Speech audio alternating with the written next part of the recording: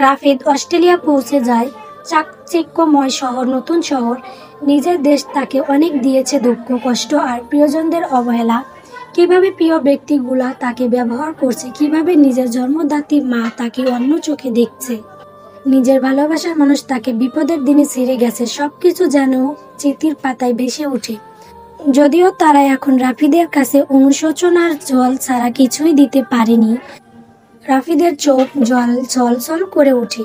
হাজারো অচেনা মানুষের ভিড়ে আজ সে নতুন শহরে নতুন কিছু আগড়ে বাঁচতে চায়, প্রিয় ব্যক্তিগুলোকে সবচেয়ে ভালো রাখতে চায়।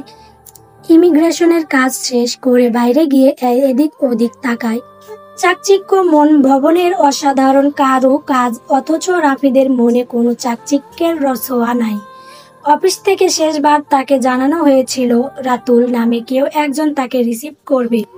রাফিদ অচেনা মানুষগুলার ভিড়ে বারবার সেই অচেনা রাতুলকে খুঁজতে থাকে। পাশে কয়েকজন অস্ট্রেলিয়ার নাগরিক তাদের প্রিয়জনদের হয়তো ফিরে পেয়েছেন। বিমানবন্দরে তাদের প্রিয়জনদের জড়িয়ে ধরে আবেগে চোখের পানি ফেলতেছে। কেউ তাদের প্রিয়জনদের সাথে ছবি তোলা আর কুশল বিনিময় করতেই ব্যস্ত, কেউ আবার তাদের প্রিয়জনদের ফুল দিয়ে স্বাগতম জানাচ্ছে। রাফিদ ওসব দেখে নিজের প্রিয়জনদের কথা ভাবে। এই অচেনা দেশের অচেনা মানুষগুলার সাথে তার নিজের প্রিয়জনদের কতই না পার্থক্য। যদিও রিয়া এয়ারপোর্টে আসছিল রাফিদকে শেষবারের মতো বিদায় জানাতেও, তবু সে কষ্টের সময়গুলো ভেবে রাফিদের মনটা বিষণ্ণতায় থেকে যায়। হঠাৎ রাফিদ সাহেব বলে কেউ একজন বাম পাশের কর্নারের দিকে থেকে ডাক দেয় রাফিদকে। ছেলেটা রাফিদের বয়সী, লম্বা, কোঁকড়ানো চুল, কালো প্যান্টের সাথে সাদা শার্ট পরা, একটা ফুলের তোড়া হাতে রাফিদের দিকে তাকিয়ে আছে। বয়সটাও রাফিদের মতোই হবে হয়তো। রাফিদ ছেলেটার দিকে ফিরে তাকায় আচমকা। রাফিদের মনে হয় যেন ও অচেনা শহরের পরিচিত কারোর দেখা পেলেও বুঝতে বাকি রইল না যে ছেলেটা রাতুল ছাড়া কেউ না। রাফিদকে ফুলের তোড়া দিয়ে শুভেচ্ছা জানানোর পর পাশ থেকে ড্রাইভারকে বলে ওনার লাগেজগুলো গাড়িতে ওঠাতে। রাতুল রাকিবের দিকে নিজের হাত বাড়িয়ে দেয়। হ্যালো রাফিদ সাহেব, আমি রাতুল, এখানকার চিফ কাউন্সিলর। রাফিদ তার সাথে হাত মেলায়। নতুন শহরে হাজার অচেনা মানুষের ভিড়ে নিজ দেশের কাউরে পেলে মনটা একটু শান্ত হয়। রাফিদ ঠোঁটের কোণে এক চিমটি হাসি এনে সেও তার পরিচয় জানায়। তারপর গাড়িতে উঠে নিজ গন্তব্যের দিকে এগোতে থাকে। যত দূর চোখ যায় আলোর ঝলকানি ঝকাঝকা সুউচ্চ ভবনের গ্লাসগুলোতে বিকালের সোনালি আলোতে চকচক করে। বারবার আলোর ঝলকানি রাফিদের চোখে উকি দেয়। রাফিদের শরীরটা অনেক ক্লান্ত মনে হয়, কখনো যে গাড়িতে ঘুমিয়ে পড়ে নিজেও টের পায়।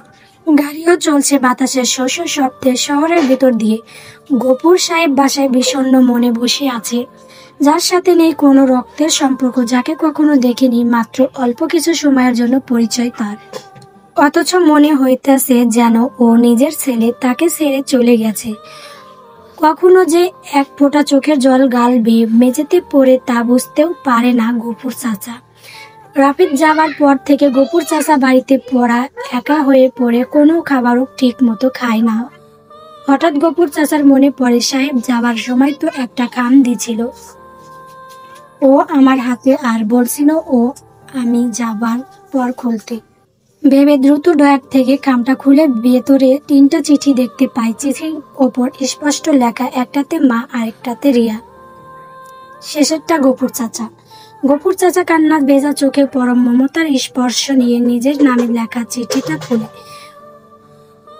পড়া শেষে চোখের পানি আর ধরে রাখতে পারে না। একটা ছেলে যে তাকে বাপের সম্মানটা দিছে, এটাই তার জন্য অনেক।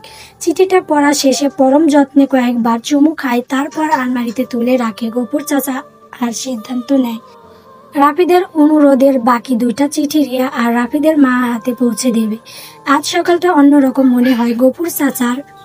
কয়েকদিন যাবৎ সাহেব নেই, তাই গফুর চাচারও কোনো তাড়াহুড়ো নেই। বারান্দায় সাহেবের লাগানো ফুলের গাছগুলোতে আজ প্রথম ফুল ফুটছে। ফুলের ঘ্রাণ পুরা রুমে ছড়িয়ে পড়ছে। ফুলের টবগুলোতে পানি দিতে দিতে রাফিদের কথা মনে হয় গফুর চাচার। সাহেব থাকলে আজ অনেক আনন্দ পেত। তার লাগানো গাছের ফুল এত সুন্দর সুবাস পরম মমতায় গাছগুলোতে আদর করে বারান্দা থেকে রুমে প্রবেশ করে গফুর চাচা। কিছুক্ষণ পর রাফিদের দেওয়ার শেষ চিঠি দুইটা পৌঁছে দেওয়ার জন্য বের হয়। প্রথমে প্রবেশ করে শেখ বাড়িতে। আজ বাড়িটা অন্যরকম লাগতেছে, কেমন যেন ও শুনশান নীরবতা, চারপাশটাও কেমন যেন। ও অভিমানী সুরে তাকিয়ে আছে, কোনো প্রকার কোলাহল বা বাচ্চাদের আওয়াজ নেই। বেল চাপতেই নতুন বউ দরজা খুলে দেয়। গফুর চাচা সালাম দিয়ে রাফিদের মার কথা জিগায়। রাতের স্ত্রী এক অহংকারী ভাব আর কড়া গলায় বারান্দায় বসতে বলে। গফুর চাচা কষ্ট না নিয়ে বারান্দায় এক কোণে বসে রাফিদের মার জন্য অপেক্ষা করে। গফুর চাচার মনে হয় এই বাড়ির ইট কাঠও কেন জানি অহংকারী আর স্বার্থপর লাগে তার কাছে। কয়লার খনিতে যে হীরা জন্মায় তার জ্বলন্ত উদাহরণ রাফিদ। একটু পর রাফিদের মা আসে। গফুর চাচা তার কাছে রাফিদের দেওয়া শেষ চিঠিটা হাতে দিয়ে চলে যায়। রাফিদের মা কণ্ঠটা রাফিদ চলে যাবার কথা শুনে কেমন জানি ভারী হয়ে ওঠে। নিঃশব্দ এক নীরবতায় কাপড়ের আঁচলে লুকিয়ে চিঠিটা নিয়ে ভাবতে চলে যায়। চোখের কোণে স্পষ্ট পানি জমে আছে, যা গফুর চাচার চোখ এড়াতে পারে না। দ্বিতীয় চিঠিটা রিয়াকে দেওয়ার জন্য রাফিদের বাসা থেকে রিয়ার বাড়ির উদ্দেশ্য বেরিয়ে পড়ে। রিয়াকে চিঠিটা দিয়ে গফুর চাচা নিজ বাসায় চলে যায়।